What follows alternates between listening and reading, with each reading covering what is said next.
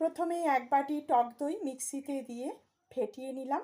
আর এদিকে আমি দুটো হিমসাগর আম নিয়েছি। আমগুলোকে কেটে মিক্সির জারের মধ্যে দিয়ে আমের পিউরি তৈরি করে নেব।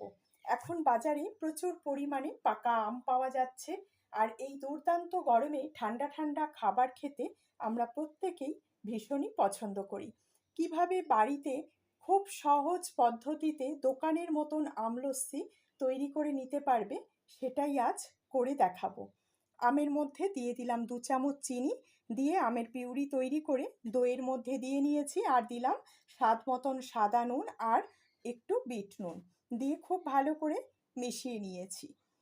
এইভাবে তোমরাও বাড়িতে তৈরি করো, আর বাড়িতে তৈরি করলে অবশ্যই আমাকে জানিও খেয়ে তোমাদের কেমন লাগলো। বরফের টুকরো দিয়ে দিলাম আর দিয়ে দিলাম কিছুটা আমের টুকরো। এবারে আমন্ড আর পেস্তা কুচি দিয়ে দিলাম। ভিডিওটা ভালো লাগলে প্লিজ